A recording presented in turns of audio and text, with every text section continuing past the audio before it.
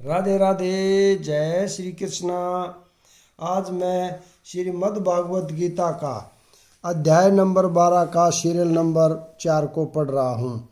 शुद्ध भक्ति पर पुण्य आकार भगवान इन दोनों श्लोकों में शुद्ध भक्त के दिव्य गुणों का वर्णन कर रहे हैं।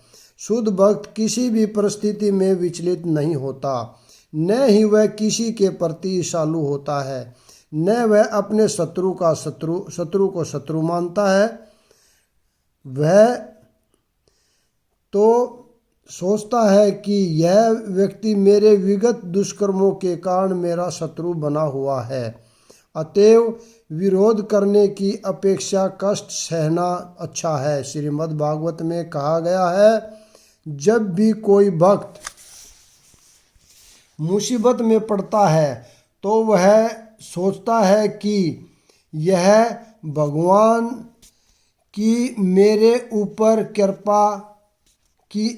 कृपा ही है। मुझे अपने विगत दुष्कर्मों के अनुसार इससे कहीं अधिक कष्ट भोगना चाहिए था। यह तो भगवत कृपा है कि मुझे मिलने वाला पूरा दंड नहीं मिल रहा है, भगवत कृपा से थोड़ा ही दंड मिल रहा है। अतएव अनेक कष्टपूर्ण परिस्थितियों में भी वह सदैव शांत तथा धीर बना रहता है। भक्त सदैव प्रत्येक प्राणी पर, यहाँ तक कि अपने शत्रु पर भी दयालु होता है।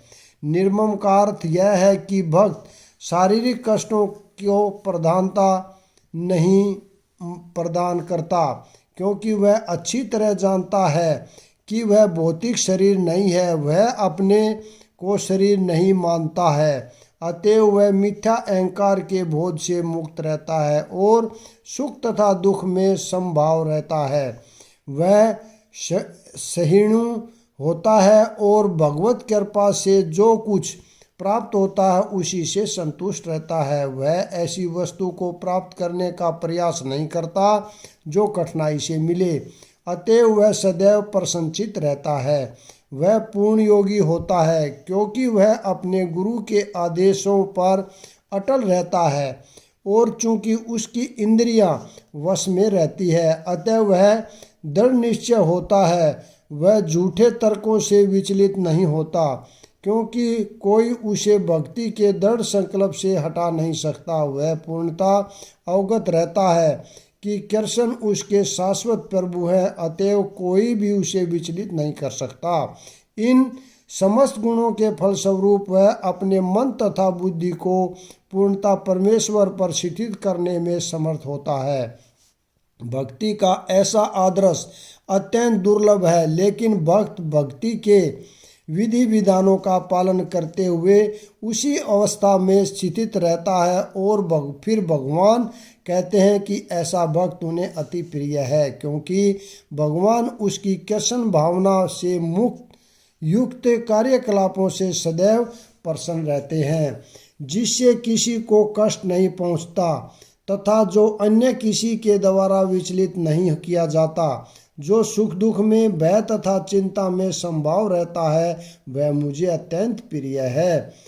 तात्पर्य, इस श्लोक में भक्त के कुछ अन्य गुणों का वर्णन हुआ है।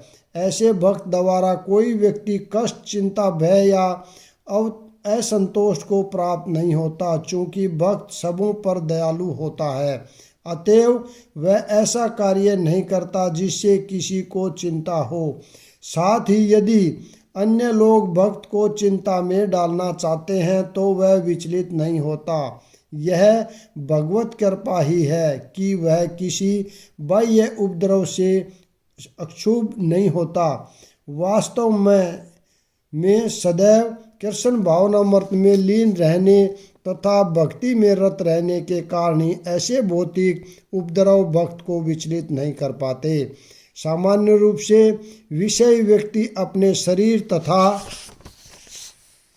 इंद्रिय तृप्ति के लिए किसी वस्तु को पाकर अत्यंत प्रसन्न होता है, लेकिन जब वह देखता है कि अन्यों के पास इंद्रिय तृप्ति के लिए ऐसी वस्तु है जो उसके पास नहीं है, तो वह दुख तथा ईर्ष्या से पूर्ण हो जाता है।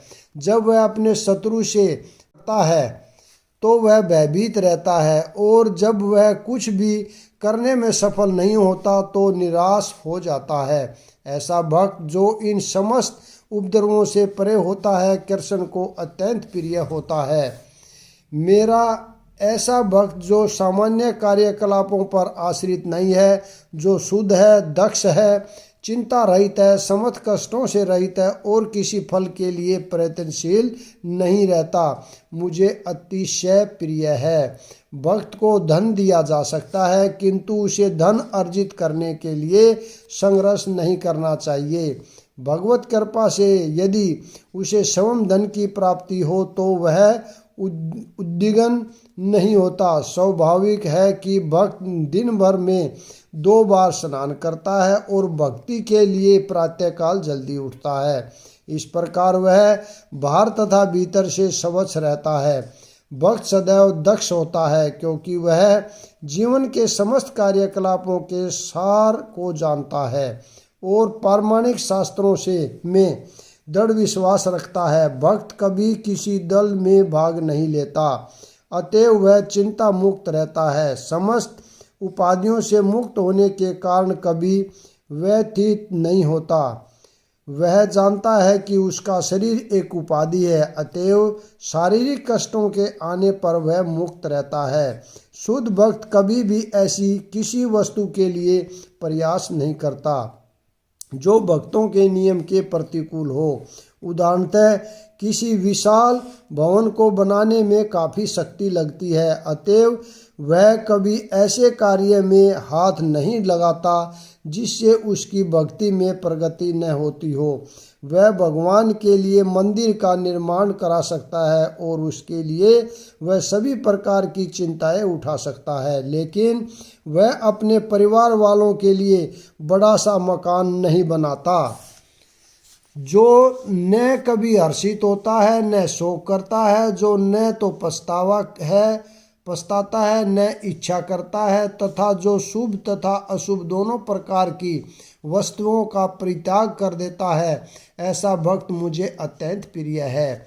शुद्ध भक्त भौतिक लाभ से न तो हर्षित होता है न ही हानि से दुखी होता है। वह पुत्र या शिष्य की प्राप्ति के लिए न तो उत्सुक रहता है न ही उनके न मिलने पर दुखी होता है। वह अपनी किसी प्रिय वस्तु के खो जाने पर उसके लिए पछतावा नहीं। इसी प्रकार यदि उसे अविशिष्ट की प्राप्ति नहीं हो पाती तो वह दुखी नहीं होता। वह समस्त प्रकार के शुभ अशुभ तथा पाप कर्मों से सदैव परे रहता है। वह परमेश्वर की प्रसन्नता के लिए बड़ी से बड़ी विपत्ति सहने को तैयार रहता है। भक्ति के पालन में उसके लिए कुछ भी बाधक नहीं बनता। ऐसा भक्त कृष्ण को अतिशय प्रिय होता है। जो मित्रों तथा शत्रुओं के लिए समान है, जो मान तथा अपमान, शीत तथा गर्मी, सुख तथा दुख, यश तथा अपयश में संभाव रहता है, जो दूषित संगति से सदैव मुक्त रहता है, जो सदैव मौन और किसी भी वस्तु से संतुष्ट रहता है, जो किसी प्रकार के घर बार की परवाह नहीं करता, जो ज्ञान में दृढ़ है और जो भक्ति में संलग्न है, ऐसा पुरुष मुझे अत्यंत प्रिय है। भक्त सदैव कुसंगति से दूर रहता है। मानव समाज का यह स्वभाव है कि कभी किसी की प्रशंसा की जाती है तो कभी उसकी निंदा की जाती है, लेकिन भक्त कृत्रिम यश तथा अपयश, दुख या सुख से ऊपर उठा हुआ होता है। वह अत्यंत धैर्यवान होता है। वह कृष्ण कथा के अतिरिक्त कुछ भी नहीं बोलता, अतः उसे मौनी कहा जाता है।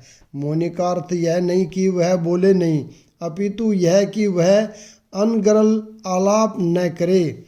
मनुष्य को आवश्यकता पर बोलना चाहिए और भक्त के लिए सर्वाधिक अनिवार्य वाणी तो भगवान के लिए बोलना है। भक्त समस्त परिस्थितियों में सुखी रहता है।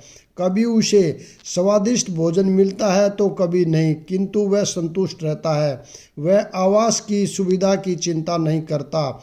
वह कभी पेड़ के नीचे रह सकता है तो कभी अत्यंत उच्च प्रासाद में, किंतु वह इनमें से किसी के प्रति आसक्त नहीं रहता। वह शिथिर कहलाता है क्योंकि वह अपने संकल्प तथा ज्ञान में दृढ़ होता है। भले ही भक्त के लक्षणों की कुछ पुनरावृत्ति हुई हो, लेकिन यह इस बात पर बल देने के लिए है कि भक्त को ये सारे गुण अर्जित करने चाहिए। सद्गुणों के बिना कोई शुद्ध भक्त नहीं बन सकता। जो भक्त नहीं है उसमें सद्गुण नहीं होता। जो भक्त कहलाना चाहता है उसे सद्गुणों का विकास करना चाहिए। यह अवश्य है कि उसे इन गुणों के लिए अलग से बाह्य प्रयास नहीं करना पड़ता, अपितु कृष्ण भावनामृत तथा भक्ति में संलग्न रहने के कारण उसमें ये गुण स्वतः ही विकसित हो जाते हैं। जो इस भक्ति के अमर पथ का अनुसरण करते हैं और जो मुझे ही अपना चरम लक्ष्य बनाकर श्रद्धा सहित पूर्ण रूपेण संलग्न रहते हैं, वे भक्त मुझे अत्यधिक प्रिय है। इस अध्याय में दूसरे श्लोक से अंतिम श्लोक तक मैया वेश मनो ये माम, मुझ पर मन को शिथिल करके से लेकर ये तू धर्मा मर्तमम इदम, नित्य सेवा इस धर्म को तक भगवान ने अपने पास तक पहुँचने की दिव्य सेवा की विधियों की व्याख्या की है।